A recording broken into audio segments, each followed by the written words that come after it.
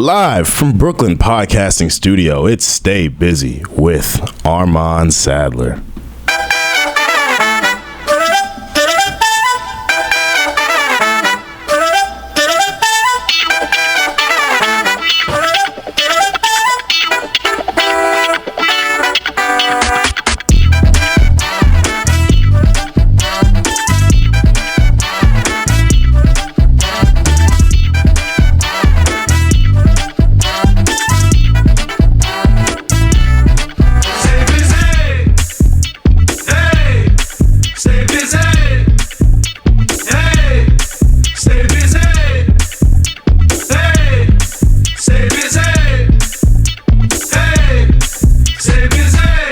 Yeah. Gotta get the natural claps. Let's get it, baby. We still don't have the drops. No drops. Natural claps. All natural. Ladies and gentlemen, welcome to another edition of Stay Busy with Armand Sadler, where we have responsible discussions on the music business and the music culture, and we bring in some cool people to share their perspectives. I am Armand Sadler, vegan chorizo poppy, 3 Mile Monday poppy, playlist poppy. I do it all, baby. I stay busy. I'm here with the boy, the man, Mr. Circles, Mr. Major Stage, Covina's finest, Covina vocal powerhouse. Yeah, you like that? Right. No, you got to stop calling me Mr. Major Stage until they cut me a check. Right. Yeah, Major Stage. If y'all listen, cut me a check. Cut him. No, I'm playing. But yeah, what's going on, everybody? My name is Nick Early, co-host as well as executive produce this podcast. So excited to be here. How you feeling, man? Man, God, he is able to do God is good. Just what he said he would do. Today is an example of that. We have the amazing Kitty here. Let's get it. Yeah. Thank you so much for joining us. Thank you for having me. Yeah, we're excited to talk to you, learn more about you, let the people know the things that you do. So yeah, it's gonna be a good time. Got a couple shout outs to get out the way before we get into the good stuff. Anyone tuning in, first time listeners, returning listeners, even last time listeners, thank you for giving us your time, regardless of what platform you listen to, where you're listening, what type of socks you have on, how you eat your eggs and your steak, what shampoo or conditioner you use, whether you prefer Snickers or Twix, what your zodiac sign is, even though I don't care, whether you're team iPhone or team Android, whether you think the Lakers will win it all, if you've done your taxes yet, or if that tax return still hasn't hit yet. Be patient. It's coming. I haven't done either. I still got to do my taxes. Yeah, what is wrong with you? We were talking about tax responsible podcast last week, and you ain't do your taxes. I know, man. I just have 1,000 things to do. You capping. I guess, get your money. I guess paying Uncle Sam is the last thing I'm thinking about every time. Yeah, stick it to the man. Gotta show some love to Regina Cho, our good friend, for joining us last week. Regina, thank you so much. Very, very fun episode, man. I've listened back a couple times, and we got into some deep talks. Yeah, it was good. Very therapeutic. I feel a lot better after that. Big shout out to our photographer, Aaron Antonio, joining us once again in Brooklyn. What's up, Aaron? How you feeling, baby? Aaron on the lens. Let's get it. My guy Malik, videographer, joining us once again. Shout out to Malik. Malik on the lens.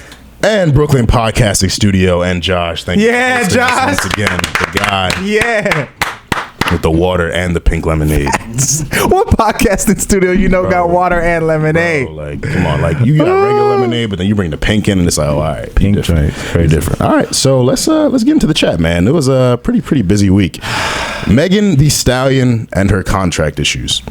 Word. It was, man. Have you been following this? Yes, like a little bit. Yeah, it's just sad to see, and I mean, here's the thing. We don't know the full story because there was immediately I saw the video about Meg on IG Live going off about her contract issues and everything. And then I saw the article from Billboard done by Carl Lamar. Yeah, I don't know if you read that. Yeah, I read it. Shout out to Carl. You smoked that. Yeah. Did an interview from the perspective of Carl Crawford. Carl Crawford. That guy, Carl Crawford, and basically sharing his piece of the story, which was really interesting to hear. So it was after hearing both, I didn't kind of really know what to believe, even though the contract was shady. I mean, to me, I think that anytime you're owning someone's masters outright, not outright, but anytime you're owning a majority share of anybody's works, even though you're putting up the money, I understand that there's other ways you can get paid and recoup that. Right. I just think it's morally wrong to like own someone's stuff like that way. Sure. Even though I understand how labels work, I understand how that whole process has to be funded. But like, I think anytime that happened, you know, she kind of the way he painted it out, for those who didn't read the article, they painted that like Meg is not honoring her contract. That she basically, they're taking the stance that like, you agreed to this is what you need to do. We didn't steal anything from you. We haven't been lying to you this whole time. You just, you know, kind of went to Rock Nation.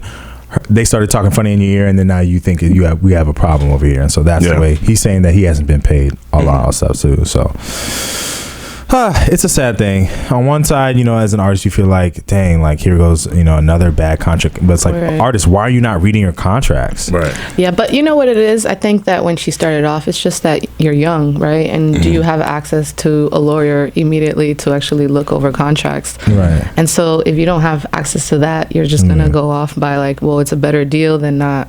Right. Apparently it was her mom and a lawyer. Yeah. I think, right? Yeah, her mom read a contract. Yeah. Her mom and a lawyer were working on the contract and whatever terms were agreeable.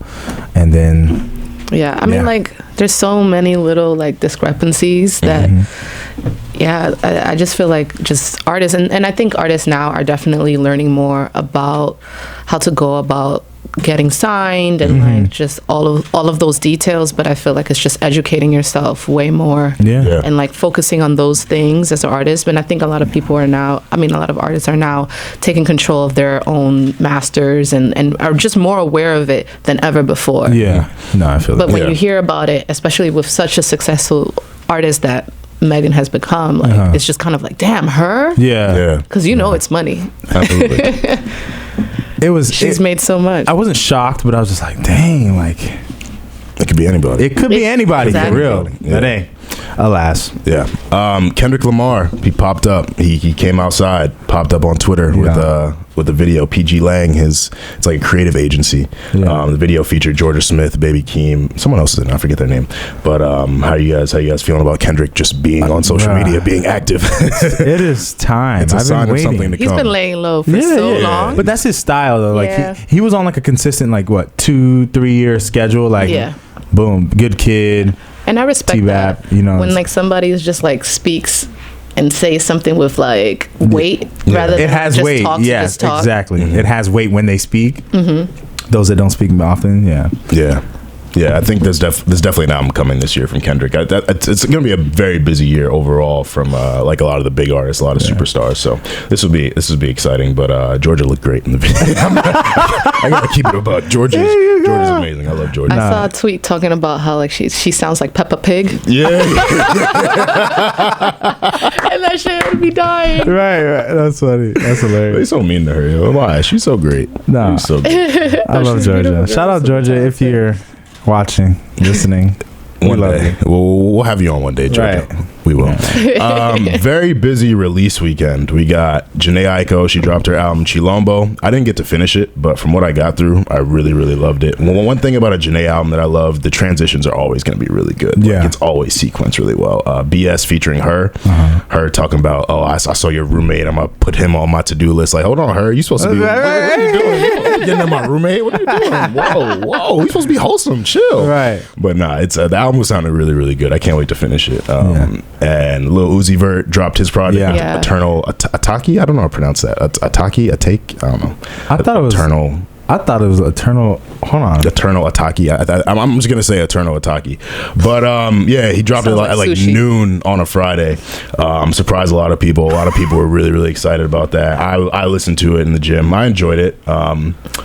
It wasn't like amazing to me. Like the first half, I was like, "Ooh, is this gonna be bad?" And then the second half, I was like, "Oh, okay, it picked up." Did you get a chance to listen? Yeah, I got a chance to listen to it, but I feel like I need to like go over it and live with it a little bit. Of course, yeah. But a lot of my friends like love it, so. I'll be honest, I ain't listen. I ain't get to it yet, but I'll get to it eventually. I caught a little bit of the Jhené because I like to sit down and like listen. You listen to albums, so like all the way through. It's almost like ruining the movie. It's like don't tell me, I don't want to hear none of it until I can hear it in context. And my cousin who I live with, shout out G, he's an artist. He's painting and he always has a playlist in the background. So he was playing the album, and what little of it that I heard when I was getting ready yesterday, I was just like, dang, like I heard just a few lines, a few transitions. Her music is literally keys and space, keys and space, minimal drums. Maybe she'll catch, a nice little beat, but it's just her, and she's like a more wordy writer. I'm realizing, but I love it. It's not like it's too much. Yeah, her pen is immaculate. Oh, absolutely. Like, she's one of like I was shocked. It's so great to write and say something so profound with saying like the least amount of words. Yeah. I think she does that really challenging. Well. She does that really well. It's very honest writing too. You feel like this is your big sister or your homegirl, like just telling you about a story. Yeah. I like artists who can do that, kind of allow us to put ourselves into that character. Absolutely. Easy. Absolutely. Shout out Janae. I'm gonna listen to Chilombo soon. We love you, Janae. What does Chilombo even mean? We gotta figure that out. We do. We should. Last Saturday, Drake surprised us, like I think it was like midnight or something like that, with 2 tracks, When to Say When and Chicago Freestyle, and he dropped a video for both of them, combined the two, shortened the tracks a bit, and then we also got a bunch of Drake leaks this week. Like there's been Dropbox folders, and I got it. You got it? Yeah. I've been bumping. I mean, I'd heard a bunch of them already, like they were floating around SoundCloud or something like that, but just to have them all in one folder was like pretty cool. A lot of people think it's the album. I'm just gonna tell you guys it's not the album. Like I don't know it for sure, but I know that's not the, like Drake is not gonna let us just get our hands on this album that easily. Like it's not the album, but what we're hearing is really, really good. And there's like, a lot of tracks with Future. Yeah, Big Mood, Desires, Life Is Good Part 1, like so. But they work a lot though. They do, and I heard Future's a machine in the studio. Absolutely. He does one take. Yeah, it's like straight melodies, and then he just fills in the gaps like after he gets his melodies off it. He's really dope. Like, not wasting time. But the track sounded really good. When to Say When samples Song Cry by Jay-Z, and then Chicago Freestyle interpolates a track by Eminem, Saturday through Sunday, Monday through, I forget the name of the song, but yeah, it was really, really dope. Like Superhero? Superman. Yes. See, it's good to have a DJ. There we go. She knows. She's like, put it on real quick. Superman. Yeah. But really, really dope to hear from Drake, of course, as always. He's definitely got an album coming this year too that we're all looking forward to. So Megan Thee Stallion. Meg's album, right? Her album is actually fire. Was it an EP or was it? That's the thing, man. That's been a conversation. It's 9 songs, I believe 24 minutes. And to be, according to the Grammys, and the Grammys isn't the only judge, but according to the Grammys, an album is 5 songs, at least 15 minutes. So that Sugar would count towards the Grammys as an album. Her contract, which we talked about earlier, her albums had to be, I think, 40 minutes to like satisfy her album deal. So like that's going to play into whether or not she'll be able to get her way out of it. Like that's like the consideration, all that. Yeah. So like in terms of getting a Grammy, she could do it, but in terms of getting out of her deal with Carl Crawford and all that, like, that's something that's going to hold her back, the runtime. So it's interesting. Like I would personally call it an album myself. Some people are calling it an EP, but then it's a bunch of conversations happening on like Twitter and just generally about it. Like some people feel like an EP is like maximum like six songs, something like that. That's how I've always felt it as, like 6 songs. I mean, just it's more of like a cultural feeling in term that we use. Like I've seen EPs is as small as 3. It's, I think like as large as 6. That's the kind of the range that I feel like makes an EP, because like EPs are supposed to be, ironically enough, it's called extended play, so it's shorter. I think that's changed over time, but like how many songs are in this album? 9? Yeah, 9 songs, 24 minutes. She had a Kehlani feature, our baby. Kehlani snapped. I heard that. Of course she did. I didn't get to finish that project either, but I got like maybe 5 songs in, and it was cool. I mean, I didn't love it. Typical Meg. She tried some new sounds. It was fire. She's like, because it's just like, you know her as like her music, and then it's cool to see an artist evolve and grow, and I feel like to take her own sound and then just kind of deliver it. It's still similar things, but it's just like to continuously be on top and really just not drop the ball when you're like delivering, like your bars. It's just like I think she's just kind of, because unfortunately, I mean, I think we have like a nice amount of like female artists and female rappers, and you know, in back in the day, I feel like they were just not strong enough with their bars to just kind of keep it. But even guys be like, "What? She said that?" You know, and so that's super. She did. And so I think when you hear it and you're like, "Whoa, she still got it." She still like leaves you like, "What? She said that?" You know, with a drop jaw. No, I feel you. Yeah. I just loved. I'm thinking about Meg. Talking about Meg, I loved her Tiny Desk. Oh, she snapped. Yeah. With phony people. Yeah, I mean, it was you know, it's so musical. I love that when they made her, you know, all her songs musical versions. But yeah, Meg, get out that contract, baby. Free Meg. Free Meg immediately. Oh man, chained up. Another week of Nick not asking me what I'm drinking, but what you sipping on, bro? I'm not worried about what you're drinking. I'm not worried about it. That's why I don't be asking you. Nah, man. For everyone who's asking, I'm sipping on some chamomile tea today. Oh yeah, you basic. Chamomile tea. Basic. Yeah, simple. We got to keep it. You know what I'm saying? Sometimes it got to be simple. Stuff that the general public can access. You know what I'm saying? Simplicity is best. No, it's good for improving sleep quality. Great for digestion. Helps, you know, lower blood sugar. Important. All the good things. We need that. Health. We need health. Health is wealth. Yes, hey. health is wealth. Yeah. What does it matter if you got all this money if you sitting in the bed because you can't go outside? Hey, it is.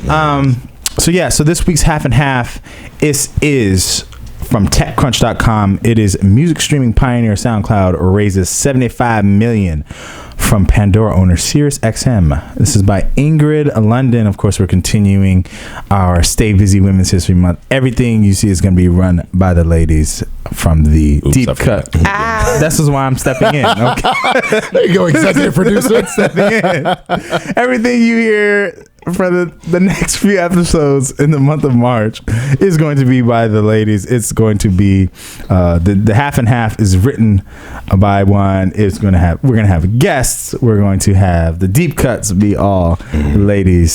So yes, shout out our lovely ladies. Love them. Anyway, so this article is talking about how SoundCloud recently did a deal in the past month or so with SiriusXM. So they're going to be basically allowing so Sirius owns Pandora. They acquired Pandora back, and I think that was February 9th, 2019 for about $3.5 billion.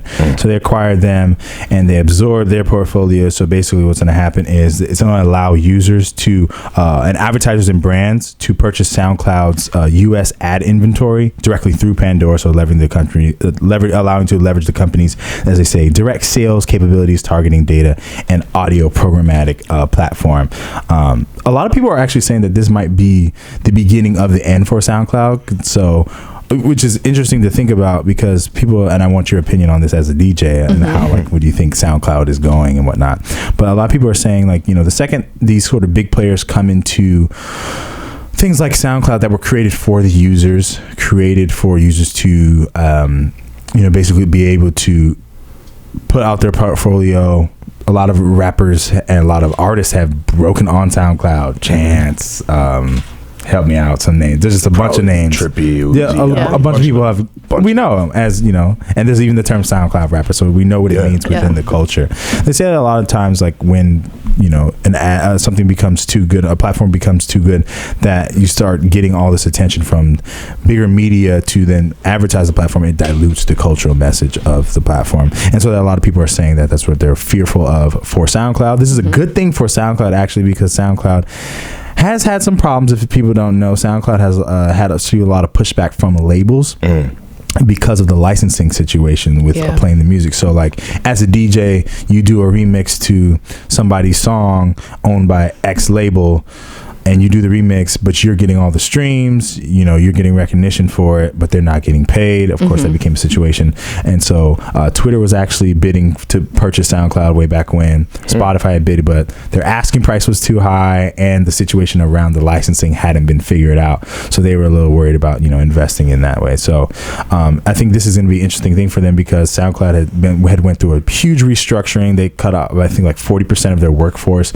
It was really bad. They went through like 2 main leaders. The CEOs had dropped out, and then they received $170 million sort of like emergency fund from this company Rain Group and Temasek that actually saved the company. So wow, this is going to be interesting. The way they're planning to use and integrate SoundCloud through Pandora is going to be, I think, beneficial for them, but they're talking about investing in more of, they said, investing specifically into talent, content, technology, and innovation to create and offer the best audio entertainment available, including specially created music channels, programming from major emerging artists, provocative talent in talk, entertainment, comedy, and executive program. So, as a DJ, where do you feel... Do you use SoundCloud? What's your opinion on SoundCloud? What do you think its use is now in the culture? I love SoundCloud. Okay. I think SoundCloud is just a great platform because you're just able to naturally come across just other great artists and music, and just it doesn't really matter, like you could just, it's just like a rabbit hole. It does feel like when I'm reading that article, it said it's the YouTube of music. And I think it's exactly that. Like you could just go from finding something that is very clean sound wise in terms of like engineering to something that's very still raw, you know. And I love that you could just find both, and there's a range. There's a range, yes. And it's interesting because I in the past I was like, oh, it could have been better if it maybe was purchased by Spotify.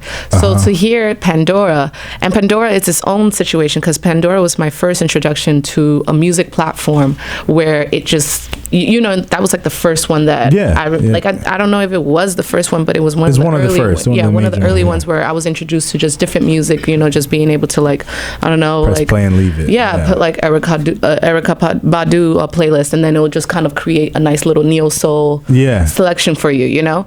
And so for them to kind of align, it makes even more sense because just them being the pioneers in that kind of sense, and then SoundCloud being its own thing, in comparison to like Spotify, where like artists already established or like indie artists have their situations already set up.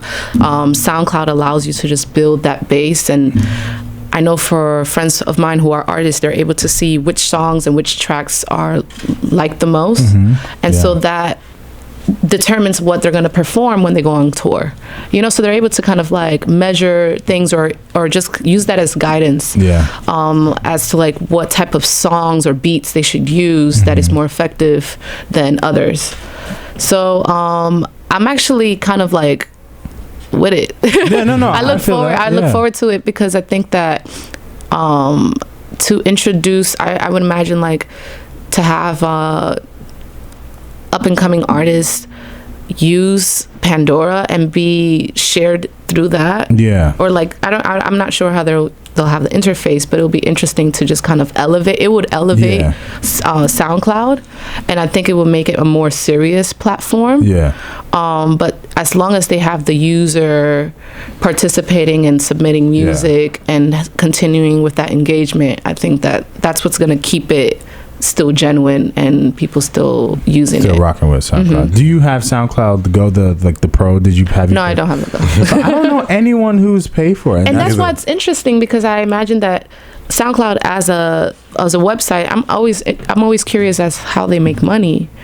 So that was their problem for a long time, that they weren't profitable as a business. Exactly. And so if they're willing to like purchase it and then they're figuring out that back end thing. So they did some fundraising. It was good. I'm excited for SoundCloud to, you know, do that. It's always a concern. Like I said, when you have like a user generated pure forum for artists, for creatives to collaborate on things, and then you have this sort of influence, you always have to remind yourself that there are initiatives that they have to hit now that they have this investment from Sirius, you know, from SiriusXM. They have to now put effort towards fulfilling that investment and making sure to deliver on the promises that they've made to acquire said investment too.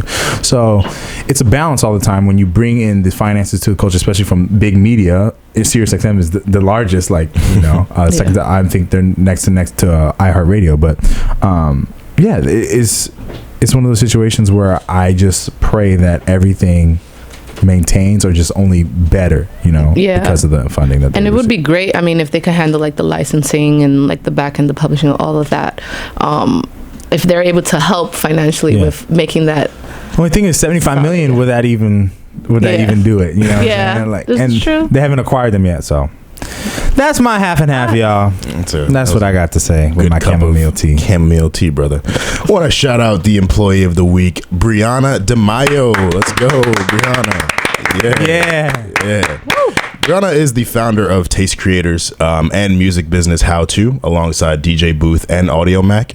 Taste Creators is a creative agency geared towards independent artists. They help them with their marketing, their securing press, their business. It's really, really cool. I'm a big fan of them and what they're doing, because there's a lot of independent artists who could really benefit from knowing how to go about their business. Exactly. Like, it's not just about putting out music. It's about a lot of other things. Like Brianna actually just recently hosted Artist Development Weekend in Philly, where they literally had workshops on press, budgeting, writing bios, booking shows, performance coaching, and she had people like Jan Sneed there, Donna from DJ Booth, and she's just constantly dropping gems on Twitter for indie artists and engaging with their questions, actually responding to them, not being super standoffish or being condescending, really genuinely trying to help people.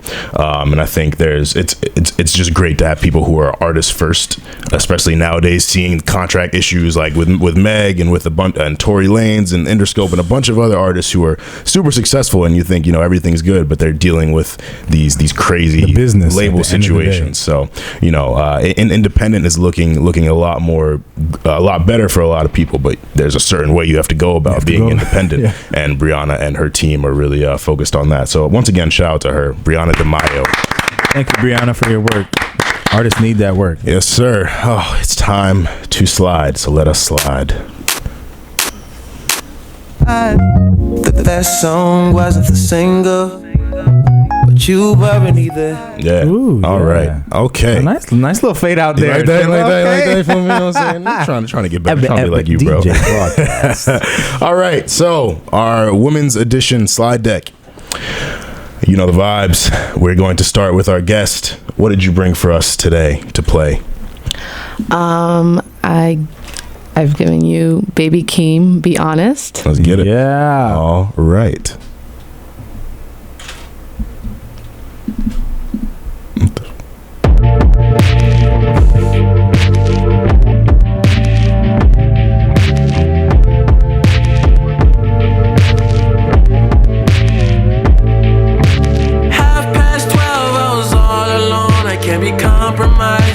Fucking on my ex, we ain't apologize, cause I'm way too young and you always right. Threw it in my face, I'm on another flight. Girl at home, I ain't been living right. The little arguments always start the fight. I had to get away, so I'm with you tonight. Is there another guy?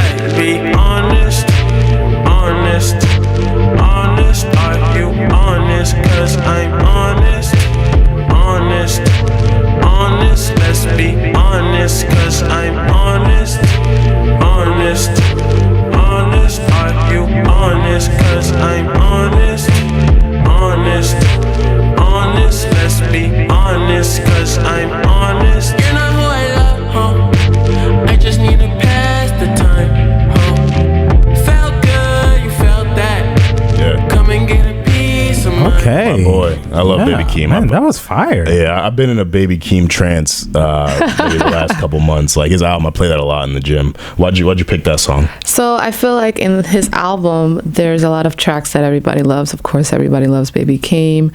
Everybody loves Orange Soda, Mosh Pit. And I feel like this is a track that I think is pretty solid. I think it seems very genuine.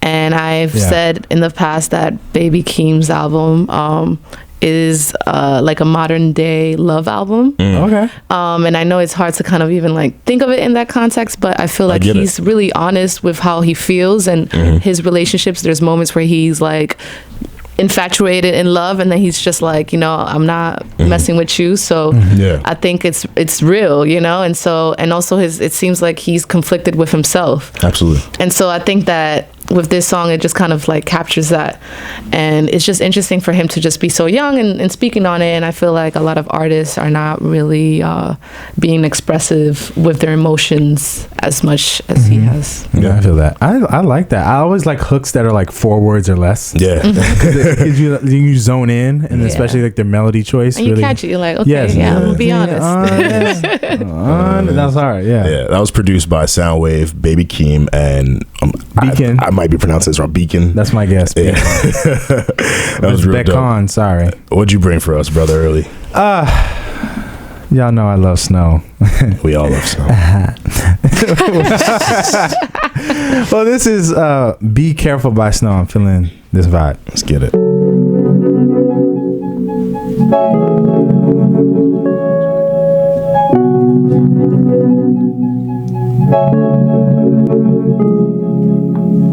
There are people to blame for people who pay.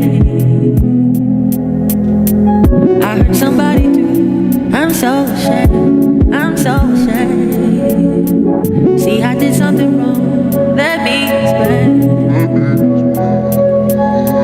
If I tell you I changed, would you stay the same? Stay the same. Stay the same. Try to be careful in a land full of love. Try to be careful.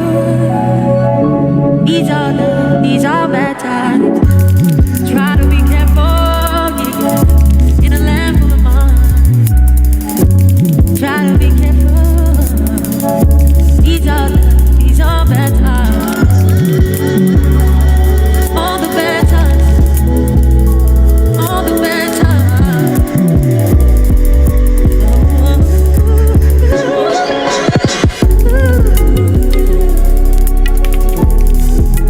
All the bad times.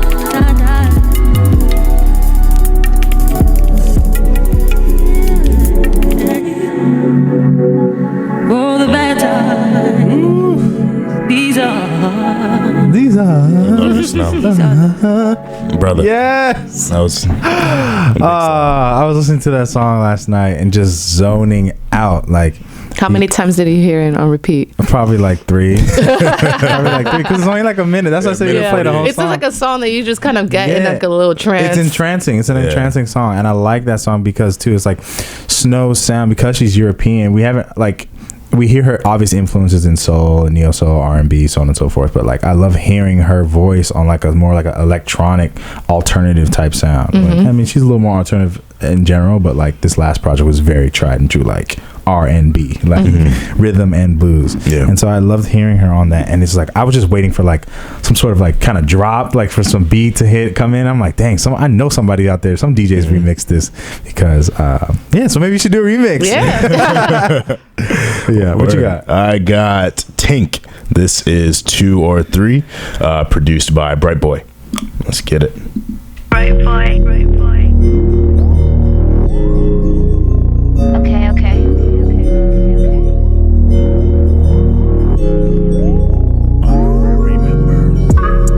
Say I'm young and I'm dating. Sometimes it gets so hard waiting patiently.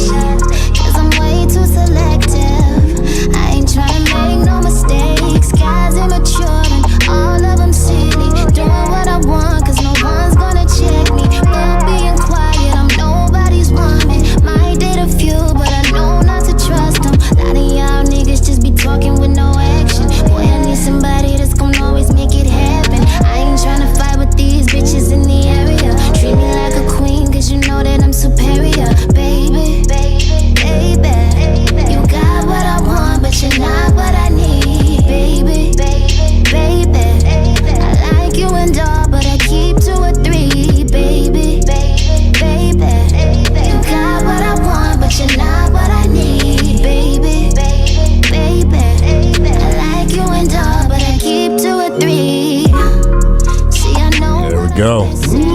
like you and all, but I keep 2 or 3. She's sick. She's sick. I like you and all, but I definitely enjoyed the writing on that song. This dropped Valentine's Day. My friend Liv sent this to me. Shout out to Liv. And yeah, I listened to the album straight through, and this song really stood out. And some very savage content. She keeps it a buck, like, hey, you know, I like you, but yeah, I got options. So if you mess up, option number 2 is sliding in. You're gonna get us up. Yeah, it's real dope. I love her voice. I really like the production on this project. I think that really shined through, and I think she, you know, molded herself well to it. Tink has been doing it for a minute, and I think she's kind of overlooked. So I think this album, you know, I really hope a lot of people tune into this album. It was really, really good. I really enjoyed it. I like that hook. That hook was nice. Where's she from? Selection. Let's see. Where's Tink from? Side note, while Armand looks that up, Be Careful was produced by Manish. I forgot that. Manish. Shout out Tink Manish. is from Calumet City, Illinois. 24 years old. Oh, wow. Yeah. Wow. Shout out to her. Yeah. She got time. Yeah, for sure. Damn, 24. She's been doing it for a while. Only 24. It's crazy. But if you want to hear these slides and hear other slides, our slide deck playlist is on all platforms. Tune in. Y'all ready for the board meeting today? I live for board meetings. All right. So today, we want to talk to you. We want to learn about you, hear about your journey, challenges as a DJ, a woman DJ. So let's keep it. Let's start with your name, where you're from, your favorite food, your passions in life. My name is Catherine, but my nickname is Kitty, and my DJ name is Kittysayword. Word. Yes, exactly. And I am originally from New York, born and raised, Washington Heights. Okay, the Heights. Love that. I go to the studio in the Heights. Yeah. Okay, yeah. You be in Dykeman? Of course, I have family up there, but I live in Bed-Stuy now. Okay, nice, awesome. So what got you into DJing? So when I was younger, I used to sing. Okay. And I used to sing for. Find out you got vocals. Okay. I used to sing for like community events and like things for, you know, in junior high school and then graduations and like things of that sort. And then eventually I went to college, and then they really focused on doing like musical theater, and I wasn't about that life. So then I kind of stopped. Oh, really? Mm-hmm. Where did you go to school? Manhattan Center. Okay. Nice. Yeah. Well, I'm sorry, that was my high school, but I went to Marymount Manhattan College. Yeah. On the Upper East Side. Okay. So you started DJing. Who bought you your first like turntable sets? Like, how did that go? Myself. Okay. Well, the DJing thing didn't happen for a while actually, because I was just, I don't know, I was working in the fashion industry, like doing more so things on the casting side, and I was just interning on all facets of fashion and was there, and then I was assisting the woman who I assist now, Beth Ann Hardison, and then I just started to just travel, and I kept going to Europe, and then naturally the people who I would attract loved music as much as I did, and they happened to be DJs. They were all just male DJs, and then I would see them move around, and I was like, they would do their own little tour. You know, for us, like going to Jersey, for them it's like going from Germany to France, you know.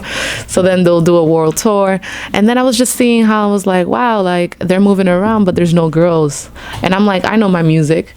And so eventually I was like, okay, well, I want to start DJing. And then just being from New York, like that pressure of like being ill from the get, it's just kind of like, damn, like it turned, you know, I was kind of like really intimidated, because I never just wanted to be, I never wanted to be perceived as like whack, you know, like that's like the worst. And so, and then I also saw sides of the music industry that really turned me off, just being a woman and seeing how like men could manipulate you, and just seeing it. It was just like the dark side of it that I was just completely turned off until I met friends of mine, the friends that I made in Europe. And then I saw that they were going about it the right way. And then I started to just kind of like create my own parties and create my own vibe. And then, and then I started DJing. So who's been some of your DJ mentors, like those friends in Europe? Like, oh yeah, so somebody who I admire a lot is Benji B. Okay. He's from London. Judah is another guy who works a lot alongside with him. He's a DJ as well, and they have a record label called Deviation. Berlin, I have a friend called Nico Adamako. Okay. And he was one of the first people who really kind of like introduced me into like this bigger network of other DJs. My friend Shama Anwar, she's from London. Dope. I mean, there's so many. I'm just like thinking of names. International. But yeah, I've always been very curious about the world and just seeing how other people are living, and just music being the connecting factor of it all. Do you feel like you've always been taken seriously, or you had like to prove yourself in a certain way? Of course. I mean, even when I started to like play, like nobody taught me. I needed to teach myself. And even when I was asking around to like get some lessons, it was just, you know, people just gave you the runaround. So I was like, oh, you're giving me the runaround, you don't want to do this. So I was just like, okay, well, I needed to just buy my own equipment and then just kind of start from there. And then nobody was booking me because, of course, when you're like starting, like nobody wants to like have that kind of take the risk. DJ, exactly. Right? So then what I started doing, I was like, you know, I've always known the power of creating your own energy, and so I started to create my own party. And so it was a party called Main Squeeze. And so the premise of my party was to bring just international sounds, but also have like a performance incorporated in it. So like having like an up and coming artist that I believed in, and having them perform like 4 songs, nothing really too much to just kind of distract you from the party. And then I would have a friend who's coming from Europe and having them play a set, another local DJ, and then myself. And then when I started DJing, I would go all the way in the start because I was like, I didn't want really nobody to see me, but it was like my practice. And then afterwards, eventually I started to like place myself like at prime time. So how many years of that did you do to where you felt like you started to get a grasp and you're like, okay, now I can move to prime time? And then like when did people start like taking notice of you as a DJ? I mean, even doing that, I also had like a residency at this bar called Beverly's in the Lower East Side. Yeah. And that was the thing that I had the most consistent, because it was like every month, and it was like, I mean, I was getting paid nothing. There's a hole in the wall, but like it was a place where I could be like, you know, I was playing like 5 hours straight. Oh. And so like I was just able to practice and play just different types of genres of music, and I had that freedom, you know, and kind of build like an audience through that space. And then I had that other party that I started to create. I was just doing multiple things to just kind of keep myself busy and keep myself just like pushing forward, because I just knew that like I just needed to make it happen for myself, you know? That's dope. And it took about like 2 years for people to start seeing that like, oh, you're serious about it. Right. Because I feel like anytime anybody starts, it's just like, how long are you going to stick with it? What would you say is your biggest highlight that you've had? My biggest highlight? I DJ'd the Undefeated and Nike party in LA. I saw that. Yeah, that was really cool. It was like the holiday. No, it wasn't the whole thing, but it was just like... You did a set. Yeah, and it was like, I mean, that venue, like, it's crazy. Like, they had my name. I saw that. It was wild, yeah. But it was great, and it's interesting because I've also gained an audience there. I also DJ'd among like the Soho houses like all over, and so I'll have somebody who will recommend me, or like if I'm in town in LA, they'll be like, hey, like Kitty's in town, like we should totally go. And especially since there's so many like East Coast people out there, they're like, you know, to hear my sound, it's just like, oh my God, you know. I love it, yeah. So it's always really refreshing. So of course I forgot my question the second I was going to ask you. No, so I was talking about so tell me a little bit more about like your upbringing. Were people musical in your like house? Or your parents or anything like that? So I grew up with like, so I used to sing, right? But I was really, really shy. So even singing was like a big, big deal. But my dad was always somebody who like, I mean, he could belt. And so growing up, he would bring us to school and he would like walk down the block, and then my sister's like, oh my God. And he's like singing super loud. It's like 7 a.m. and you're just singing, but it's always just been who he is, and obviously he just loved it so much. So I always grew up having him just sing, and my parents always used to sing like old schools, like Spanish ballads and stuff. So it was just something that I've always was around. And then my cousins, when they came from DR, they were in junior high school, they were way older than me, and they were the ones who took it upon themselves to introduce me to different albums and different music. And when they would come over, they'll like have CDs that they were ready to like play for me. And then like my older cousin Jackson, he would like make sure I knew all of Dipset. He was like, oh, they just dropped this, you got to listen to this right now. And so it was just, I was introduced to music in that way. We just, you Saturday morning we're just downloading songs on like Kazaa, like right. Classic day. Yeah, that's a throwback. How has being in kind of straddling the line in two industries benefited your DJing career? Because like you're supporting in the modeling agency, had some fashion experience, but then also, doing the DJ thing in your own right. How has that helped you kind of being in two worlds? Well, I think that with it being like both of the worlds kind of intertwined, especially when it comes to like nightlife, because it's all creatives. Of course. So I have a lot of friends who work in fashion, but I feel like, you're in fashion, but you care about music as well. They need the music for their events. It all feels, exactly. So it all feels like it's not one, but it definitely intertwines. And so like you're having a good time, like you care about, it's taste level, right? So like that's the connecting factor, I think, music and fashion with taste level. Right. One of my favorite questions to ask a DJ is like, let's say it's like the peak time of the party and like you're really trying to get people to go crazy. Like most people are there, all that. You're trying to really take the energy to the next level. What's like the song you pick and then like the transition into like another song? Like you're like 1-2 punch that you put on that is just gonna knock their heads off. And it's like a hype party. Like you're trying to like get them going. Okay, so the first, I'm thinking about what's the transition. I'm thinking It's a Party, Waka Flocka. It's a party. Yeah, because that one. Classic. And but I'm just thinking about what would be the transition. And in my mind, I'm like thinking, what's the BPM? Like, right. What's the BPM? Shoot, what would be the transition? We asked the hard questions here. So. Yeah, I see. Shoot. Not necessarily put you on the spot. I'm just thinking Bobby Shmurda, and I know it doesn't, like, I don't even think it would match, but it's just like that's the only song that I'm thinking that like to keep it going forward. Nobody's gonna be mad at that. How would you describe your DJing style? If you would say, like, I mean, you kind of mentioned it or pointed to it, sort of like when you go to the West Coast, the East Coast people like really are like, oh my god. Yeah, but I do love playing West Coast music too. That's where I'm from. I'm from the West Coast. Oh, word. So I love to play in a way. So since I started playing like a long period of time, like I learned how to pace myself and like know my pace at the night, throughout the night.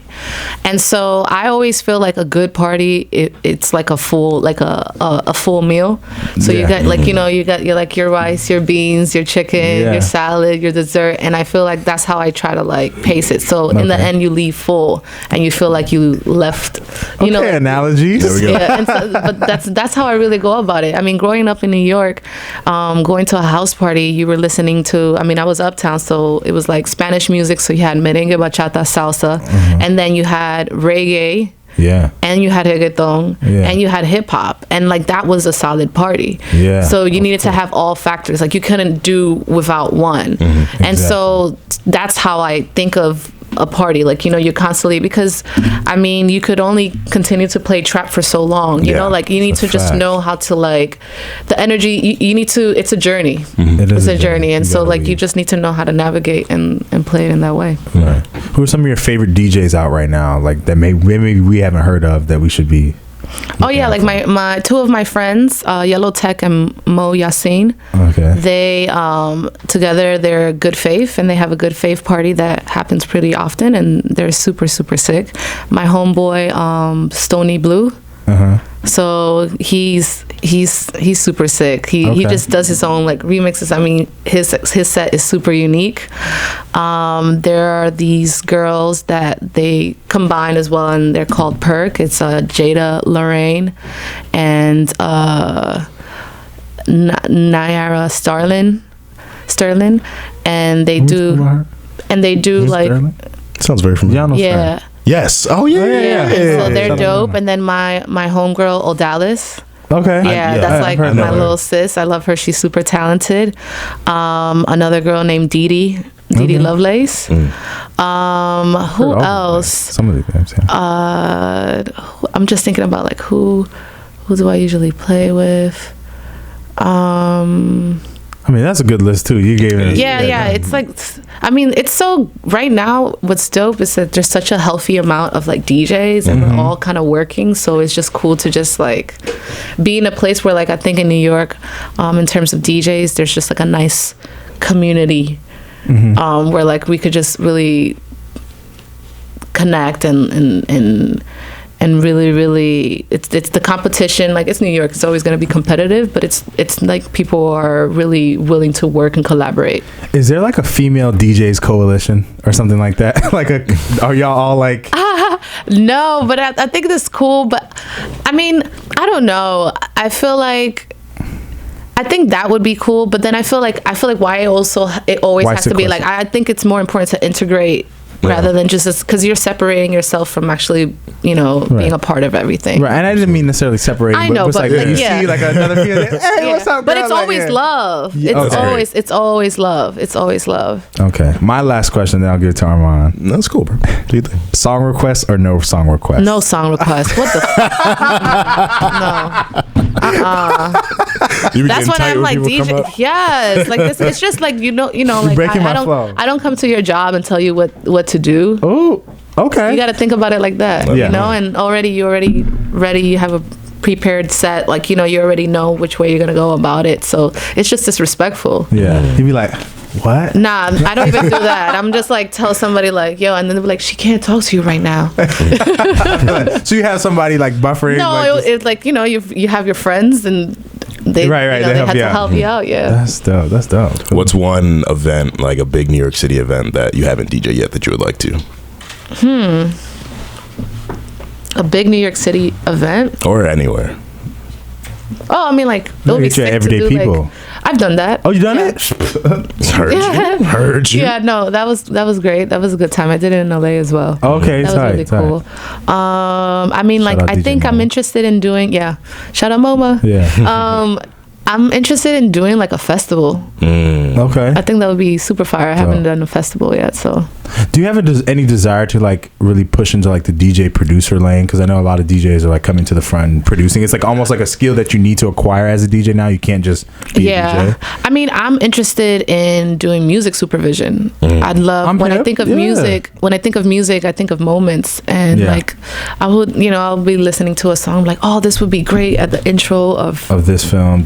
And so that's the direction that I'd like to go. Okay. As a DJ, I'm sure there are a lot of artists who like come to you like, oh, you'll play my song at this next event, something like that. So like, are there any artists that you've like had that type of interaction with who have later blown up, or any artists that you feel like you've broken?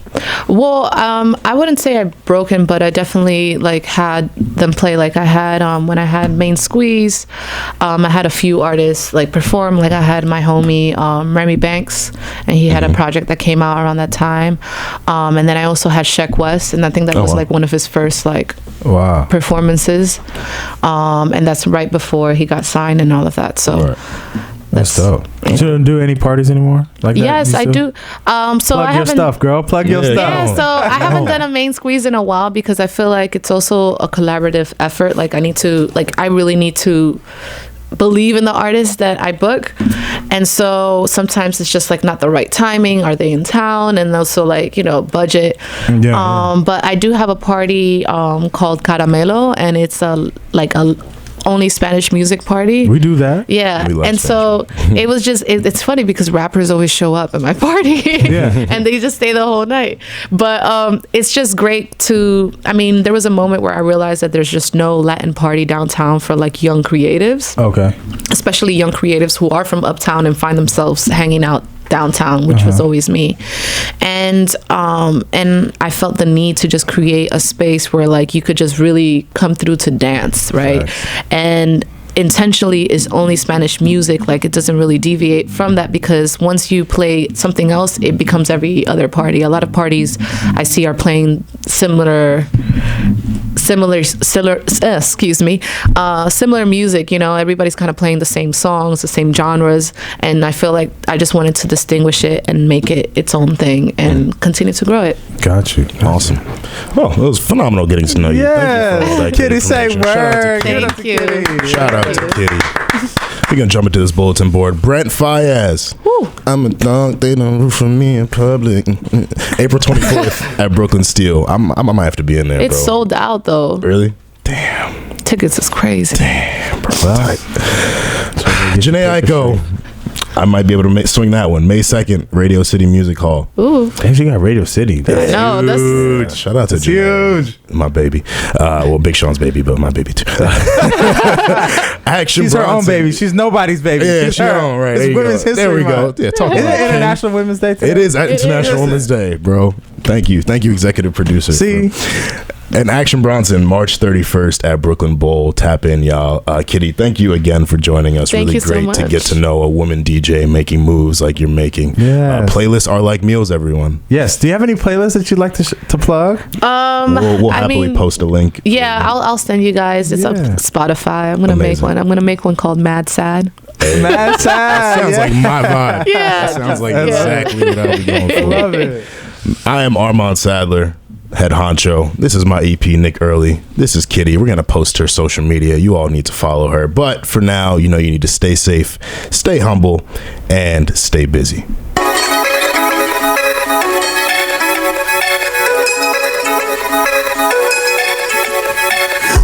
Podcast in the city, on my Nick Early with the flex, stay busy. Topic after topic, conversation, stay litty. Keep it witty, no willy, stay out jiggy, get gritty, stay with 6 lines, busy, get involved. All you little other podcasters getting cross, get lost like trying to guard crawl, fur, or trying to run a cover like moss, burn.